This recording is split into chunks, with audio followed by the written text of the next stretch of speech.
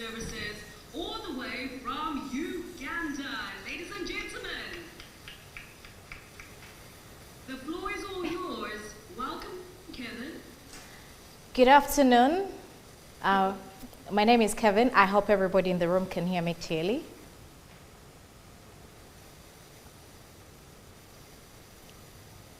Loud and clear. All right. All right, good afternoon. Kevin. Greetings from over here in Uganda. My name is Kevin Kaijja. I am the Chief Content Officer for Next Media Africa, and I'm very pleased to be joining you this afternoon. I would very, very much have loved to be in the room physically, but for so many reasons I'm unable. But again, technology has flattened the curve for us to be able to communicate clearly without boundaries or borders. So today, my task is simple, and again, when it comes to OTT or streaming platforms, we are all learning. There are so many things that we need to learn. There are so many conversations that we need to keep having. And I will just give my sense here and there on the things that we have learned locally here as a market, but also as a region, to answer to the question how local OTT platforms can transform micro audiences into sustainable markets.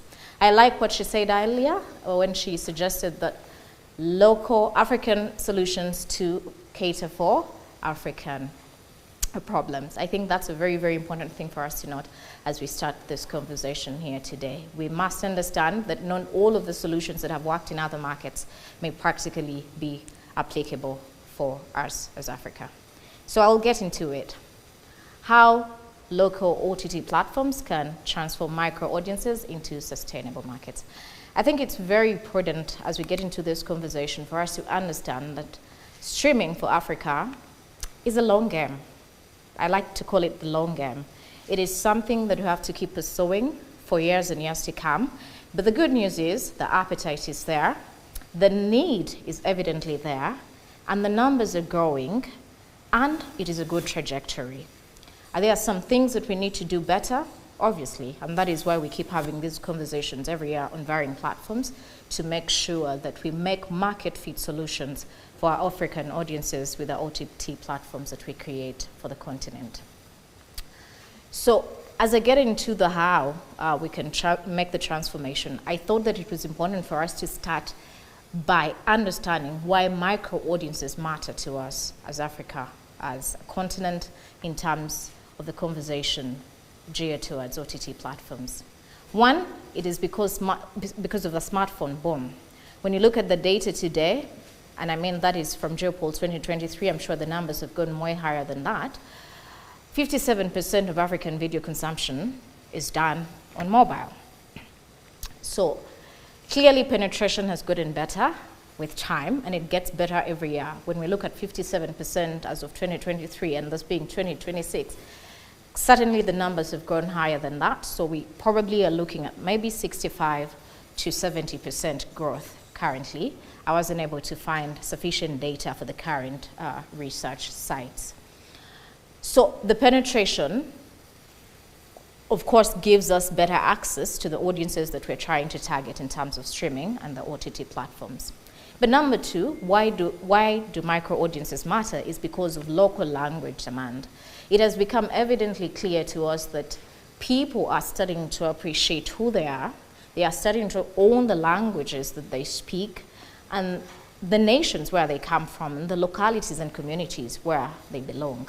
Many years ago, Africans were very well known for wanting to be everybody else. We adopted accents, we spoke so many languages because of varying factors like colonialism and stuff like that.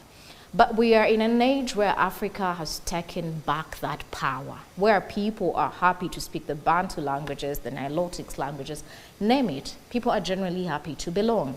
And so when you produce content for them in the languages that they understand, the need is there, the appetite is high, and so obviously it is important that we speak to them in a way that they best understand and they best appreciate. Number three is Africa's subscription VOD users are projected to hit 45 million by 2028, according to data.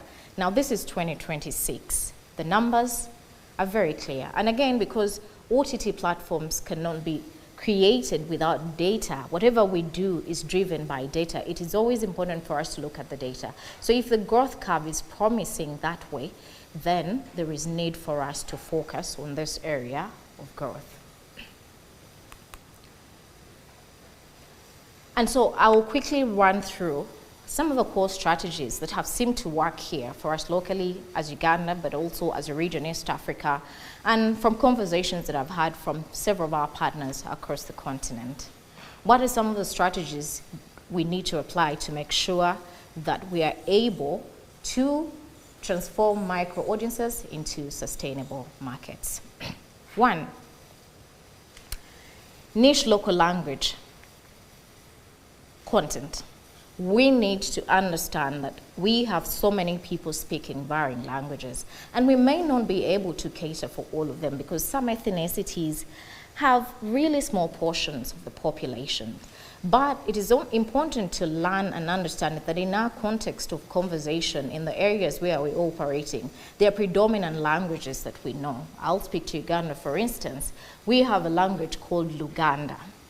Luganda is very widespread across the across the country. So you'll go to the north, to the west, to the south, where they belong to different tribes and obviously own other languages, but Luganda is obviously widely understood and spoken in this market. And so when you produce content in that context of language, people will appreciate it. You'll have at least 80% of the audiences, 80% of the consumers be able to relate with this content, because relatability with content is very, very important in this day and age.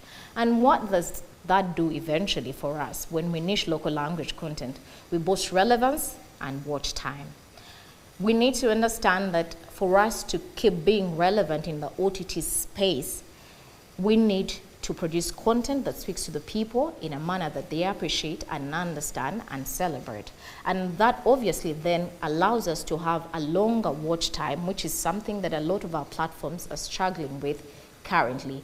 We have people come on platforms and spend an average of 15 to 20 minutes because we're not giving them a good reason to stay. So when we produce content in formats and languages that they understand, then we are giving them a bigger reason to stay and hence increasing our watch time. What does that do for us eventually? What that does is that it boosts and increases our engagement for local titles.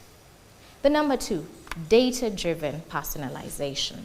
Technology, AI, enables us to know who watches what, when, and why. So we should be able to make recommendations of content on these OTT platforms based on need for the consumer.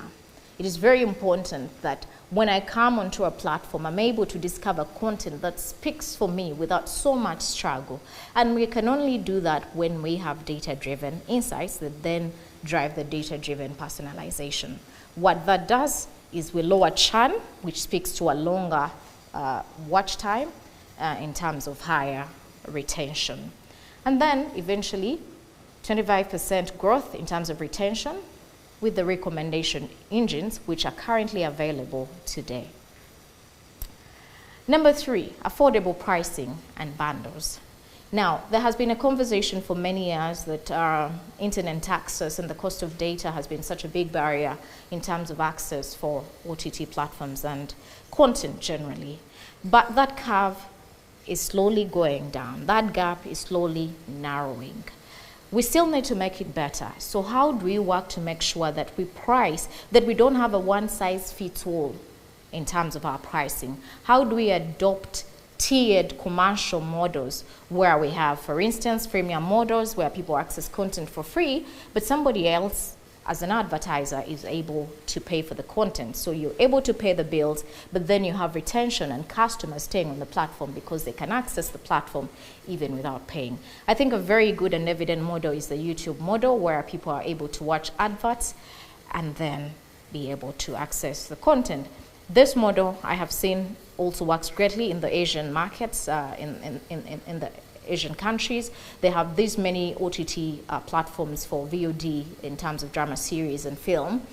And registration and subscription is very easy, but you're able to access content just by watching adverts, and then you can access at least 4 episodes of a season and watch more adverts. So somebody is paying the bill, but the consumer is still able to access.